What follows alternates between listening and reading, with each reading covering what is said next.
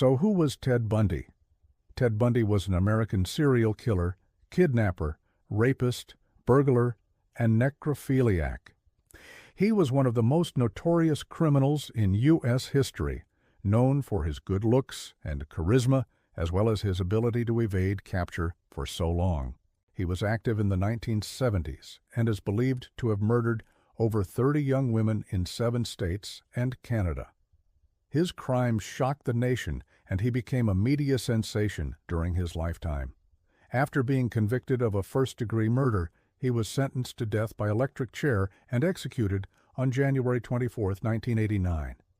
But how could such a seemingly normal person commit such heinous crimes? Let's dive into the life and crimes of Ted Bundy to find out. Early life. Theodore Robert Bundy was born in Burlington, Vermont on November 24, 1946. He grew up in the suburbs of Philadelphia, Pennsylvania with his grandparents after his parents divorced when he was just 4 years old. From a very early age, Bundy exhibited signs of behavioral problems, including an intense temper and a fascination with violence and death. When he was just 3 years old, he tried to push a toddler down a flight of stairs and later revealed that he had recurring dreams about killing people. Despite these disturbing thoughts, Bundy was described as a charming and charismatic boy who excelled in school and was active in sports. After graduating from high school, he attended the University of Washington, where he studied psychology. It was here that he developed an interest in criminal psychology and began reading extensively about serial killers and their behavior. While in college, Bundy also began dating women, and he would often brag about his conquests. He was known for his good looks and charm, and he used these traits to manipulate women into doing what he wanted. Crimes. Although the exact number of victims is unknown, Bundy confessed to killing 30 young women between the years of 1974 and 1978. His victims were typically between the ages of 18 and 25, and often had long, dark hair and wore glasses. Bundy would approach his victims in public places, usually while they were parked in their cars or walking alone. He would then either strike them over the head with a blunt object and kidnap them or lure them into his car with false pretenses. Once he had his victim isolated, Bundy would beat, torture, and rape them before ultimately killing them. He would then dispose of the bodies in remote areas, or in some cases, keep them for a period of time and engage in necrophilia. In addition to his sexual and sadistic tendencies, Bundy also had a strong narcissistic streak. He enjoyed the attention that his crimes brought him, and he took great pride in his ability to evade the police.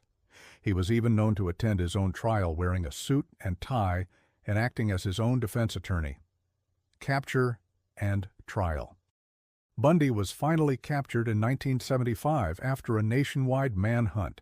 He was spotted driving a VW Beetle in Colorado and was pulled over for a broken headlight. When the police searched the car, they found a loaded pistol, handcuffs, a ski mask, and a rope. They also discovered a pair of pliers which matched a set that had been stolen from one of Bundy's alleged victims. Bundy was subsequently charged with the murder of a 12-year-old girl and was taken into custody. At first, Bundy tried to represent himself in court, but he was eventually forced to accept a court-appointed attorney. Throughout the trial, Bundy displayed his trademark charisma and manipulation tactics, even managing to escape twice. During his second escape, he hijacked a plane and flew to Chicago, where he remained on the run for 6 days. However, he was eventually caught and returned to Colorado to face trial. On December 1977, Bundy was convicted of first-degree murder in the death of a 12-year-old girl. He was sentenced to death by electric chair and spent the next 10 years appealing his conviction and planning his escape. In the years leading up to his execution, Bundy gave numerous interviews in which he detailed his crimes and the psychological factors that motivated him to kill. He also fathered 2 children during this time, one of whom was conceived through rape, execution, and legacy. On January 24, 1989, Ted Bundy was executed by electric chair at Florida State Prison. In the weeks leading up to his execution, Bundy had become a media sensation, and reporters from around the world descended on Rayford, Florida, where the prison is located. Bundy's last meal consisted of a hearty breakfast of bacon, eggs, hash browns, and milk. He then requested a final visit from his spiritual advisor, Reverend James D. Condena, who had been with him throughout his appeals process. Bundy also spoke briefly with his fiancée, Carol Ann Boone, who was 8 months pregnant with his child at the time. At 7:16 a.m., Bundy was strapped to the electric chair in the prison's execution chamber. After the leather strap was placed over his mouth, he was given a final chance to make a statement. Bundy reportedly looked toward the witnesses and said, "I'd like you to give my love to my family and friends." He was then asked if he had any last words and replied, "I'm sailing with the Rock, man. The Rock is going to take me home." At 7:17 a.m., the first of 2 switches in the electric chair were thrown. The first jolt reportedly lasted only 15 seconds, but Bundy's body continued to convulse for several minutes afterwards. A second switch was then thrown, and the chair was kept on until Bundy's heart stopped beating. At 7:25 a.m., he was pronounced dead.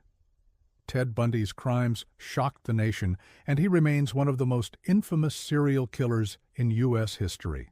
His good looks and charisma made him all the more terrifying, and his ability to evade capture for so long was nothing short of miraculous.